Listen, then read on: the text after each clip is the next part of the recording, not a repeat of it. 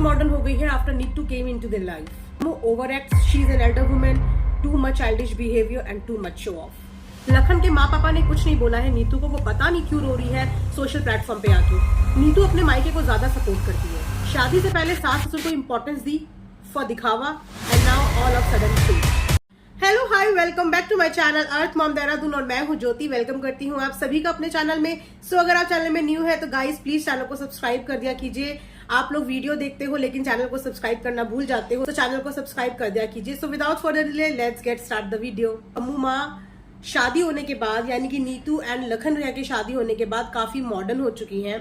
पहले वो इस तरीके की ड्रेस नहीं पहना करती थी, अब सडनली वो बहुत ज्यादा मॉडर्न हो गई है। So guys it's not a big deal अगर हम फैशन के साथ या टाइम के साथ साथ अपने आप को चेंज करते हैं। और अगर भम्मू माँ ने भी अपने आप को टाइम के साथ साथ अपनी बहू आने के बाद, बेटी बड़े होने के बाद अपने ड्रेसिंग सेंस में कुछ चेंजेस लाए हैं, कुछ मॉडर्न आउटफिट्स ट्राई करी हैं, तो उसमें नथिंग रॉन्ग। इसमें इतना जज करने वाली कोई बात नहीं है। हर इंसान को अपने शौक पूरे करने का पूरा हक बनता है।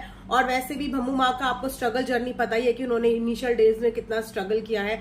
तो उसके बाद अगर आज उनके पास सब कुछ है और वो अपने शौक पूरे कर सकती हैं, ऊपर से उनको जब फैमिली का पूरा सपोर्ट है, ऐसी कोई फैमिली के अंदर पाबंदी नहीं है और उनकी खुद भी इच्छा है कुछ मॉडर्न ट्राई करने की, अपना ड्रेसिंग सेंस चेंज करने की, तो इस चीज में हमें उन्हें जज नहीं करना चाहिए। ये नॉर्मल है। तो हर बच्चा चाहता है या हर बहू चाहती है या इंसान खुद भी चाहता है कि वो टाइम के साथ साथ अपग्रेड हो। और अगर उन्हें इस चीज में शर्म नहीं है, उनके अंदर वो कॉन्फिडेंस है कि वो इस तरीके के कपड़े कैरी कर सकती हैं, अपने अंदर चेंजेस को एक्सेप्ट कर सकती हैं, तो इसमें मैं गलत उनको बिल्कुल भी नहीं बोलूंगी। उन्हें पूरा हक है अपनी मर्जी का, अपनी पसंद के कपड़े पहनने का। सो बहुत से लोगों ने ये भी बोला कि अम्मू माँ जो है वो बहुत ज्यादा चाइल्डिश बिहेवियर करती हैं, बहुत ज्यादा शो ऑफ करती हैं, बहुत ज्यादा market shopping market unnecessarily brands दिखाती हैं, अननेसेसरली खर्चा करती हैं। तो गाइस जिसके पास होगा वो खर्चा करेगा भी, और अगर उनके पास है इतना स्पेंड करने के लिए, इतना खर्चा करने के लिए, और उससे उनके घर की आमदनी में कोई फर्क नहीं पड़ने वाला, तो ये उनकी खुद की चॉइस है, उनका पैसा है, वो किसी भी तरीके से उस पैसे को इन्वेस्ट करें। हाँ बस ये होता है कि जो ये सब चीजें नहीं कर पाते, थोड़ा सा उन्हें देखने में चीजें ऑकवर्ड लगती हैं, क्योंकि जब सामने वाला इतना ज्यादा शो ऑफ करता है तो कहीं ना कहीं जो बंदा इन चीजों को नहीं खरीद पाता और जो उन्हें देखता है, थोड़ा सा उसके अंदर ये कॉम्प्लेक्स आता है कि यार एक के पास इतना सारा है कि वो बिना एक थॉट लाए हुए भी सब कुछ खरीद सकता है, और मेरे पास इतना भी नहीं है कि मैं इसमें से कोई एक भी चीज खरीद सकूं। तो ये थोड़ी बहुत चीजें यहाँ पे सही करने की है, क्योंकि ऑल टाइम आप शॉपिंग और ऑल टाइम्स आप ब्रांड पे इतना ज्यादा पैसे खर्च करते हुए अपने आप को नहीं दिखा सकते, क्योंकि आप सोशल इन्फ्लुएंसर हो और आपके साथ हर तरीके की ऑडियंस कनेक्ट है, चाहे वो एक मिडिल क्लास ऑडियंस हो, चाहे वो अपर मिडिल क्लास हो, चाहे वो लोअर क्लास ऑडियंस हो।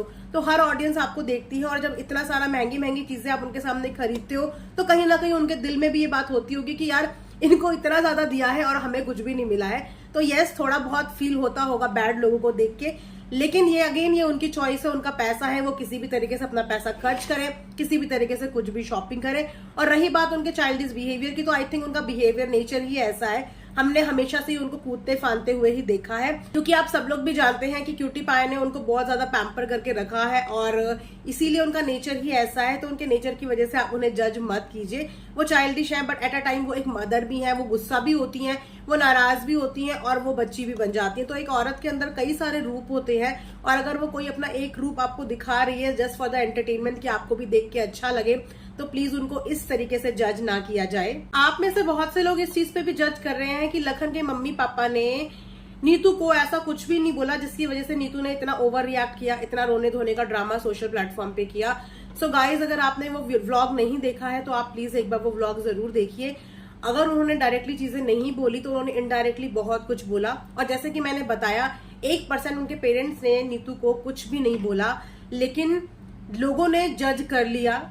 जिसको जिस तरीके से सोचना था उसने उस तरीके से सोच लिया, और उस वीडियो के बाद जो नेगेटिविटी नीतू को हैंडल करी, उस नेगेटिविटी से नीतू का इमोशनल ब्रेकडाउन हुआ।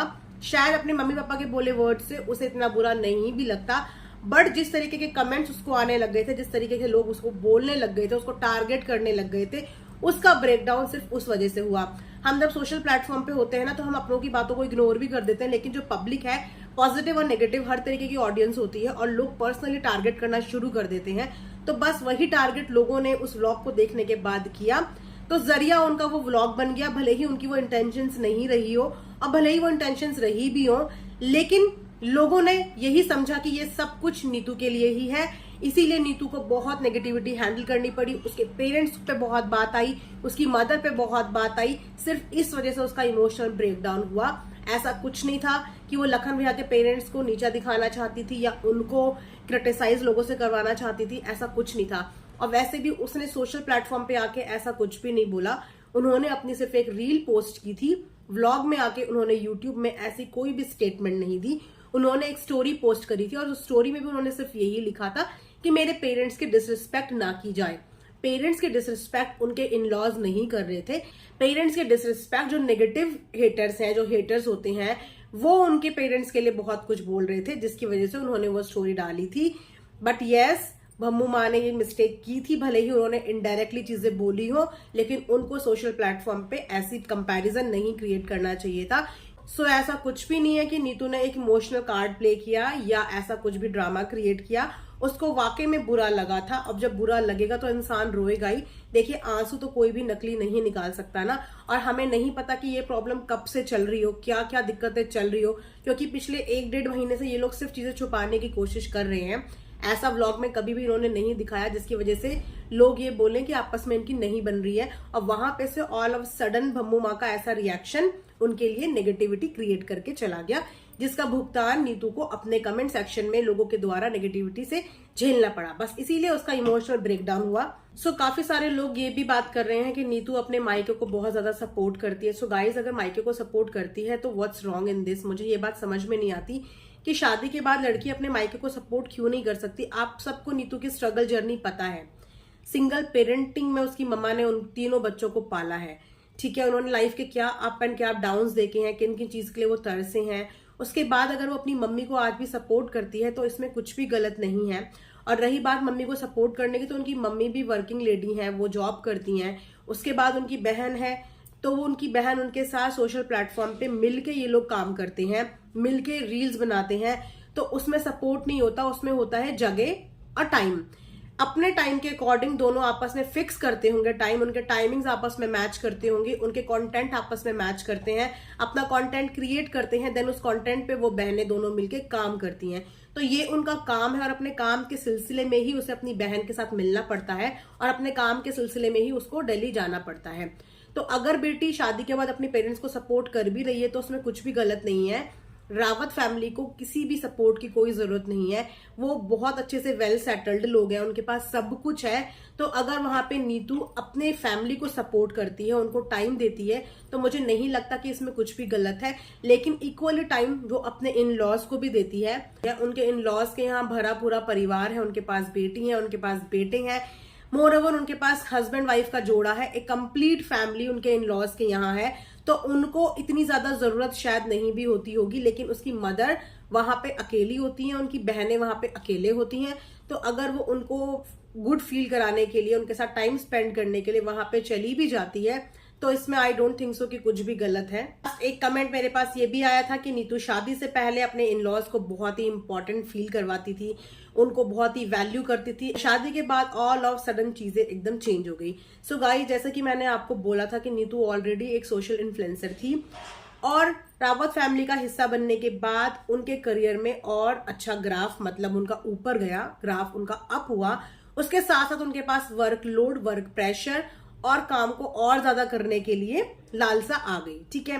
तो अब अगर एक ही घर के अंदर सब के सब लोग व्लॉगिंग कर रहे हैं, तो आप खुद सोचिए कि सबका कंटेंट एक ही हो जाएगा। एक भी नहीं, दो भी नहीं, उस घर के अंदर 3 व्लॉगर हैं।